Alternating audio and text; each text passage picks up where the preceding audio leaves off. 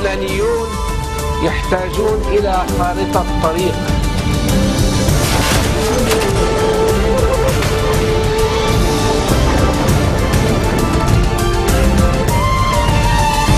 Good afternoon and thank you for joining us on FutureTV. I'm Linda Tamim and these are today's top stories. Army Commander General Jean Ahwaji says attacks on Arsal, which claimed the lives of 10 soldiers, were premeditated. At least 10 people are killed in a fresh strike on a UN school in southern Gaza. A number of internal security forces are forced to defect by Nusra Front members after being held captive by the group. 10 Lebanese soldiers have been killed in the clashes with fighters in the town of Arsal, near the border with Syria, which erupted after a suspected self-declared jihadist was detained. In a statement, the army said its operations against the fighters in Arsal continued into this morning, adding that during the battles, the army lost 10 martyrs and a number of others have been wounded. The violence began on Saturday after troops reportedly detained Ahmad al-Juma, a Syrian man accused of belonging to Al-Qaeda's Syrian affiliate, the Nusra Front. Increasing violence in Arsal has provoked an international response, with the U.S. vowing support for the Lebanese army and urging respect for Lebanon's policy of dissociation from the crisis in Syria. U.S. Ambassador to Lebanon, David Hale, met with Army Commander General Jean Ahwaji, expressing his country's support for the Lebanese military fight against terrorism. The U.S. Embassy in Beirut issued a statement saying Hale expressed his condolences for the death of soldiers in the clashes against gunmen in Arsal. For his part, Ahwaji pointed out that the attack was meticulously planned as the militants were mobilizing in an attempt to surround military bases from all sides. He says 13 troops are missing and they may have fallen captive in the hands of the terrorist groups. A number of internal security forces were forced to defect by Nusra Front members after being held captive by the group. Reports say 20 security forces members were shown announcing their defection from the army and Hezbollah in a video uploaded to YouTube. The members announced that they were defecting in protest against the army's targeting of civilians in Arsal. They also declared their condemnation of Hezbollah's terrorist actions in Syria. The ISF members were made to present themselves on camera and later condemned the army and Hezbollah's practices. At the end of the video, a captor was seen presenting the defected members with candy. Progressive Socialist Party leader MP Walid Jumblat stresses that Lebanon is facing the danger of terrorism given the recent clashes in Arsal. During a press conference earlier today, he urged all politicians to rise above all internal disputes and pointless debates and support the army and security forces in their battle against the armed groups and Takfiri movements. Jumblat mainly stressed the need for cooperation between the head of the Future movement, Saad Hariri, Parliament Speaker Nabih Berri, and Hezbollah leader Hassan Nasrallah, calling for dialogue between opposing factions in order to protect the country.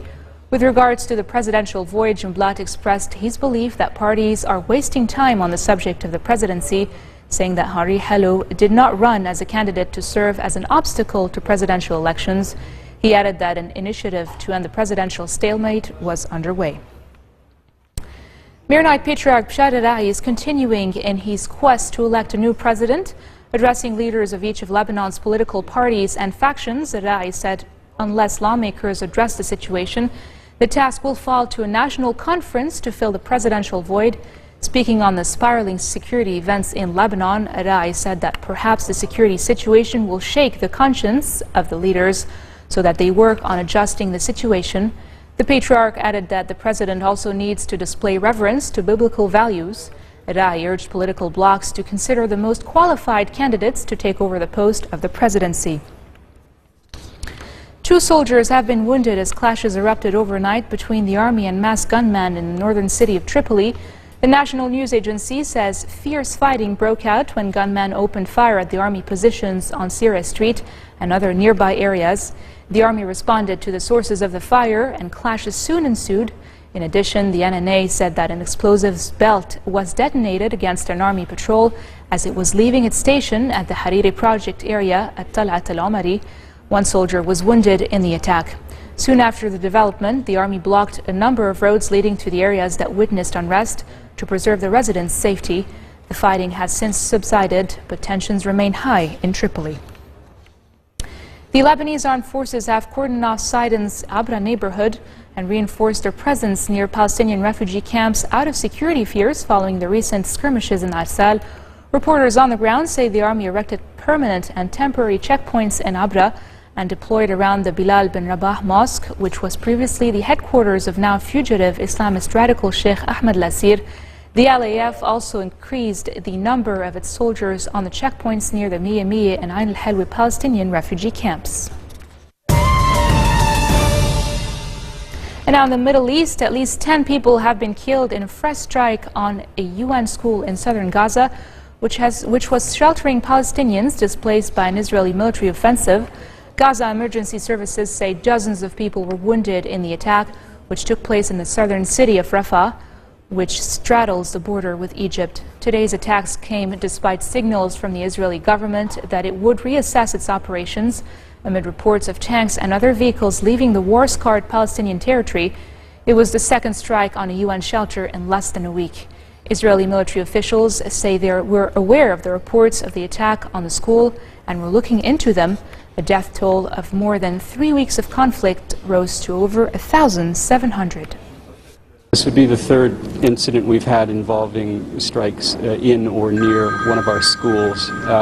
We've called on, consistently from the beginning, called on all parties to the conflict to respect the neutrality and inviolability of our installations, to use the proper precaution, distinction and proportionality when dealing with military targets near our installations. As we've said before, the locations of all of these installations have been passed to the Israeli military multiple times. They know where these shelters are. It's how this continues to happen. I have no idea. I don't have words for it. I don't know how. I don't understand it. A Hamas team has arrived in the Egyptian capital of Cairo for talks with Egyptian mediators on a possible truce in Gaza.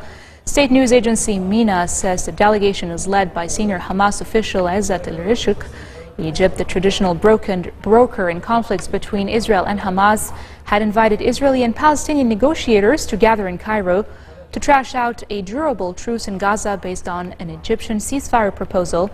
Israel, however, said it will not send anyone to the talks. Representatives of militant group Islamic Jihad are also expected in the Egyptian capital, as is U.S. Middle East envoy Frank Lowenstein and the Middle East Quartet's peace envoy Tony Blair. The Palestinians are expected to press their demands for the end of an 8-year blockade of Gaza and the release of Palestinian prisoners.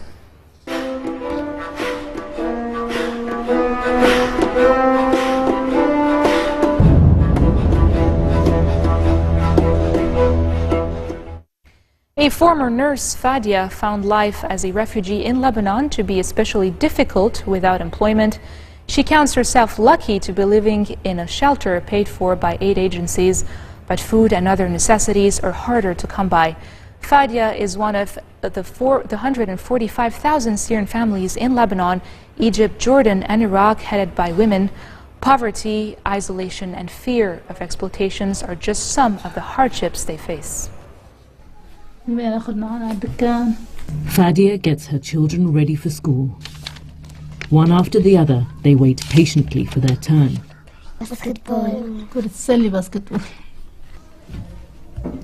It's a morning routine that Fadia used to share with her husband.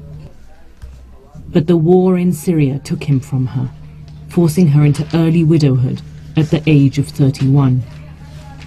Now, she is both mother and father to her 4 young children. لما كان زوجي ما كنت إنه شيلها مسؤوليتهم كثير، وإنه نروح على الشغل وأنا مطمنة إنه في أبوان بالبيت. إذا صار عندي مشكلة مطمنة في جوزي بحل لي هالمشكلة. بس بعد ما توفى نسودت الدنيا وشي، صار كل الحمل علي. After her husband was killed, Fadia tried to stay on in Syria. But a rocket attack at her home severely injured her and her youngest daughter, Aisha. Afraid for her children's safety, she fled to neighboring Lebanon. But life here isn't any easier. Her savings are gone and there is no regular work. Fadia now relies on donations from UNHCR and local partners to feed her children. نتأخر بالفطور عشان نتأخر بالغداء نصير ياكل وجبتي، أحيانا نعمل الوجبة حسب ما بيكون في عندي. بس اللحمة يمكن بنجيبها مرة بالشهر نوع القصايم بس. Fadia is not alone. She is one of 145,000 Syrian families in Lebanon, Egypt, Jordan, and Iraq headed by women. Poverty, isolation, and fear of exploitation are just some of the hardships they face. UNHCR released a report, Women Alone, based on the testimonies of 135 Syrian refugee women like Fadia. Women whose lives are filled with hardships and whose future seems increasingly uncertain. نحن نضل نفكر إنه بعدين ممكن مثلا الوضع يطول، ممكن نضل سنتين ثلاثة، شو بده يصير فينا؟ ممكن نرجع سوريا، ممكن ما نرجع. قديش رح نضل مثلا بهذا البناء؟ ممكن بعدين صراحة صاحب البيت البناء يطلعنا، طيب وين بدنا نروح نحن؟ Fadia finds some hope in the company of other women like her in this building. Soon she will start a volunteer program for UNHCR using her skills as a nurse. All small comforts to help her survive when the loss of her husband is just too heavy to bear. Coming up next, an aid worker infected with the deadly Ebola virus while in Liberia arrives in the U.S. Stay tuned.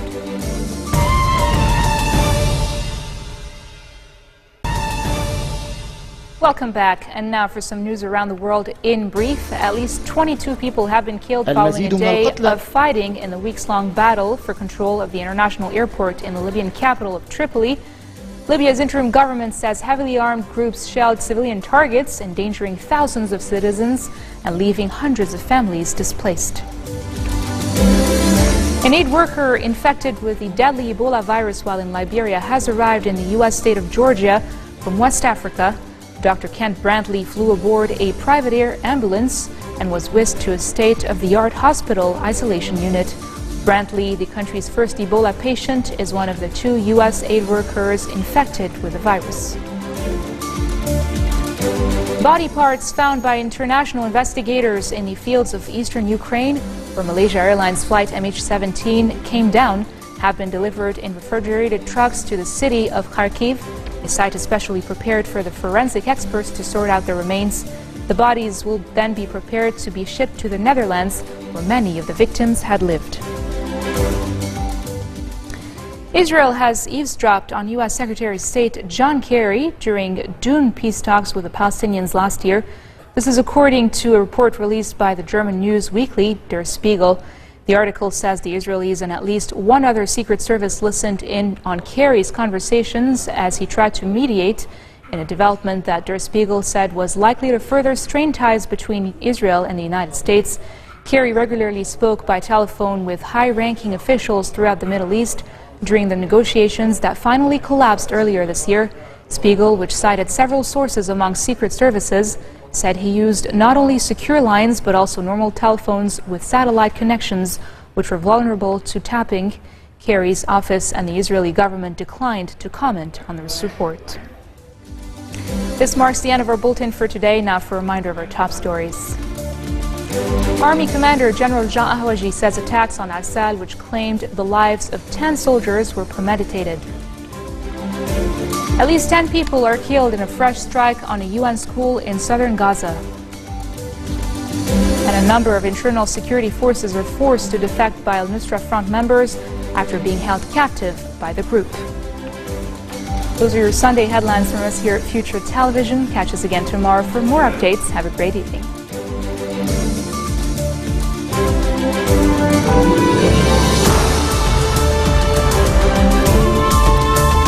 اللبنانيون يحتاجون إلى خارطة طريق